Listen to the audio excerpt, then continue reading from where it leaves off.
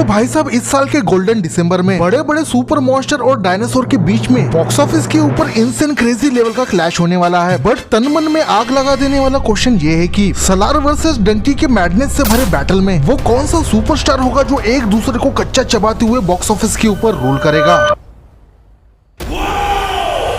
अब देखो कोई माने या ना माने बट मेरे ब्लडी लॉजिक के हिसाब से रेबल प्रभास की the most violent man Salaar और सुपरस्टार शाहरुख खान की इमोशनल सफरनामा से भरे डंकी मूवी के बीच जो 2023 के एंड में गोल्डन हिस्ट्री क्रिएट करने वाला बॉक्स ऑफिस का जो क्लैश होने जा रहा है वो सिर्फ टू फ्रिकिंग कंटेंट के बीच में ना होकर एक्चुअली में ये क्रिसमस का मेगा मार्वेलस क्लैश इंडिया के दो फकिंग पावर सुपरस्टार्स के फैंडम क्रेज और पागलपंती के बीच में है। क्योंकि दिमाग की बत्ती जलाते हुए पूरा लॉजिक लगा के कंटेंट के हिसाब से डंकी वर्सेस सलार के क्लैश को देखने जाओगे तब इन दोनों भी मूवीज के जॉनर के हिसाब से कंपैरिजन तो दूर दूर तक भी नहीं बनता। और वैसे भी दुनिया भर के बॉक्स ऑफिस की हिस्ट्री को उठा के देख लो, इन परफेक्ट मास मूवी का जब भी so called masterpiece art movies के साथ क्लैश हुआ है तब नल्लीवुड से लेकर हॉलीवुड की किसी भी इंडस्ट्री को उठा के देख लो, हमेशा से ही मास का दबदबा रहा है बॉक्स ऑफिस के ऊपर। तो उस कमर्शियल पॉइंट ऑफ व्यू के हिसाब से देखा जाए तो एंटरटेनिंग कंटेंट के हिसाब से डंकी सलार के आसपास भी नहीं भटकती। और इसका सिंपल सा लॉजिक ये है कि जहाँ रेबल प्रभास की सलार एक कड़क स्ट्रॉन्ग वायलेंस से भरी R rated action drama movie है जिसके बीजीएम के बीट से लेकर पावर पंच डायलॉग्स तक ऑडियंस के लिटरली रोंगटे खड़े करने का काम करेगी। वही कंटेंट वाइज डंकी को देखा जाए तो सभी को पता है कि राजू हिरानी की ये एक सोशल ड्रामा मूवी होने वाली है जिसमें सेंसिटिव टॉपिक को कॉमेडी के शुगर कोट के साथ दिखाया जाएगा। तो अगर डंकी मूवी के सब्जेक्ट को लेकर कोई कंट्रोवर्सी नहीं होती है तो सोशल ड्रामा जैसे जॉनर के अंदर आज की डेट में इतना दम नहीं है कि वो मास मूवी के साथ कम्पीट कर सके बिग स्क्रीन पर। क्योंकि